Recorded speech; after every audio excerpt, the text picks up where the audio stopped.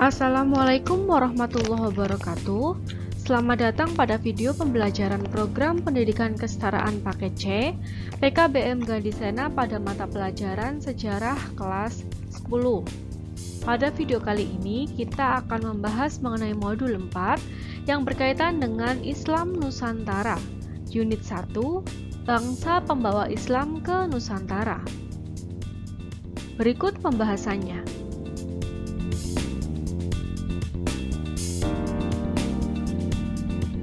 Unit 1, Bangsa Pembawa Islam ke Nusantara.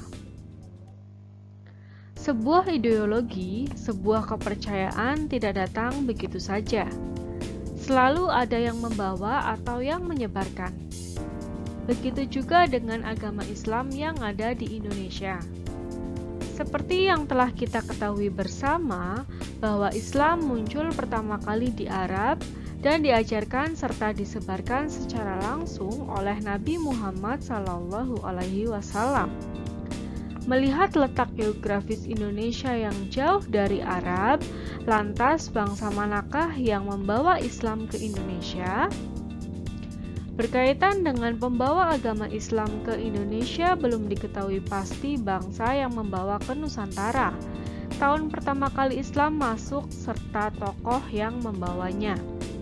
Meskipun demikian, ada beberapa teori yang mencoba menganalisis tentang bangsa yang membawa Islam ke Nusantara, disertai dengan fakta-fakta sejarah berupa artefak dan kebudayaan pada masa lalu. Pengetahuan tentang teori tersebut harus diberikan kepada siswa, supaya siswa mengetahui dan dapat mengambil kesimpulan tentang bangsa pembawa Islam ke Nusantara. Teori-teori kedatangan Islam ke Nusantara.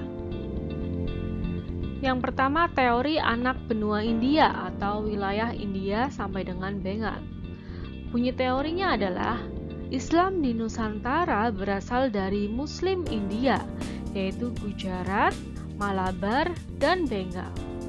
Tokoh pendukungnya adalah J. Pinch-Nepal yang berpendapat orang-orang Arab yang bermazhab Syafi'i yang bermigrasi dan menetap di wilayah Gujarat dan Malabar menyebarkan agama di India, kemudian orang-orang India yang membawa Islam ke Nusantara.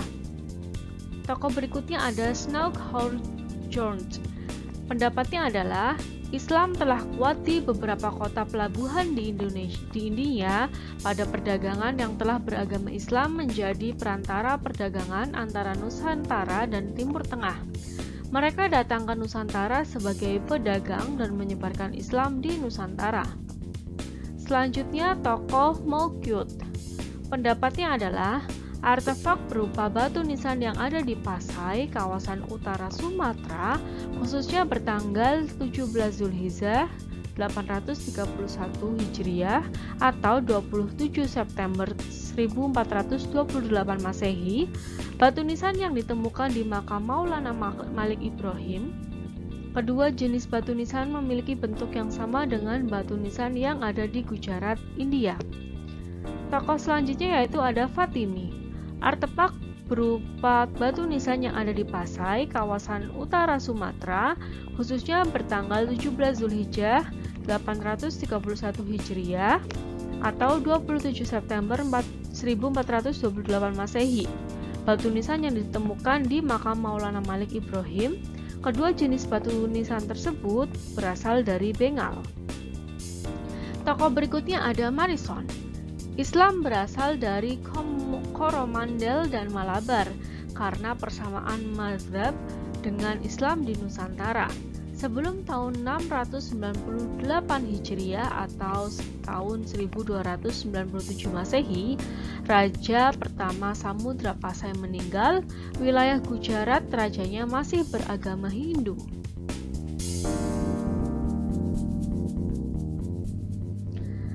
Teori berikutnya ada teori Arab yang berbunyi Islam yang ada di Nusantara langsung dari Muslim Arab. Tokoh pendukungnya adalah T.W. Arnold.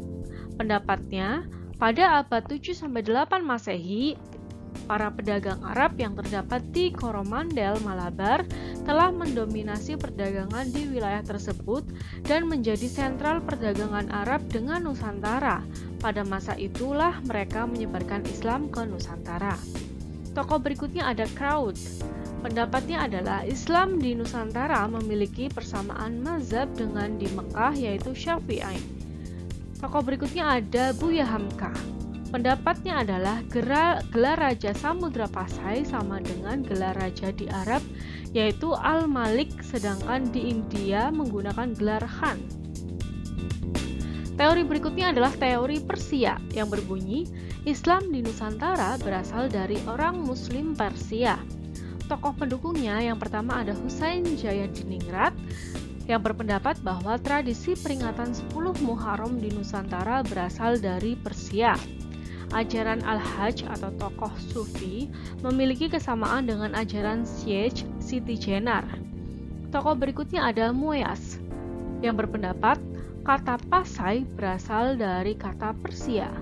Ketika Ibnu Battuta datang ke Aceh, terdapat dua ulama yang berasal dari Persia, yaitu Tajuddin Al-Shirani dan Syed Syarif Al-Ashbahani. Teori berikutnya yaitu teori Cina yang berbunyi Islam di Nusantara khususnya di Jawa berasal dari Muslim Cina.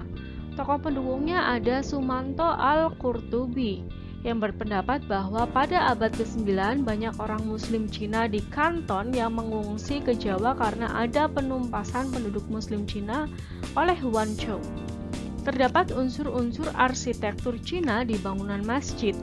Kesamaan mazhab yang ada di Nusantara dengan mazhab yang dianut oleh Muslim di Cina, yaitu Syafi'i.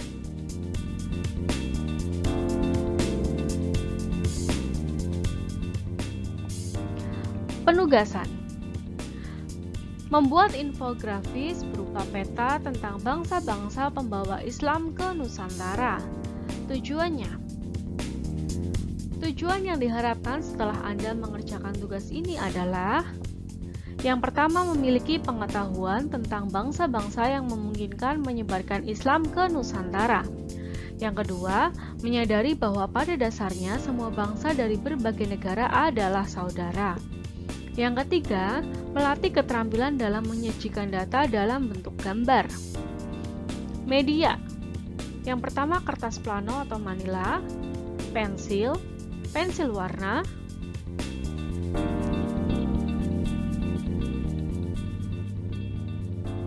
langkah-langkah pengerjaan penugasan. Yang pertama, gambarlah peta benua Asia disertai nama-nama negara menggunakan pensil. Yang kedua, berikan warna berbeda pada masing-masing negara yang memungkinkan menyebarkan Islam ke Nusantara, serta bedakan juga dengan warna negara Asia yang tidak memungkinkan membawa Islam ke Nusantara berdasarkan teori yang ada. Yang ketiga, buatlah garis yang menggambarkan proses pelayaran bangsa yang membawa agama Islam ke Nusantara dan bedakan warna masing-masing garis tersebut. Yang keempat, berilah keterangan pada gambar yang Anda buat tentang pendapat tokoh yang mendukung bahwa Islam dibawa oleh bangsa yang telah saudara warnai berbeda dan telah saudara buatkan jalurnya. Yang kelima, pajanglah di kelas saudara infografik yang telah Anda buat. Demikian pembahasan mengenai modul 4 unit 1. Kami dari PKBM Gandhisena mengucapkan terima kasih. Sampai jumpa pada video-video pembelajaran berikutnya. Wassalamualaikum warahmatullahi wabarakatuh.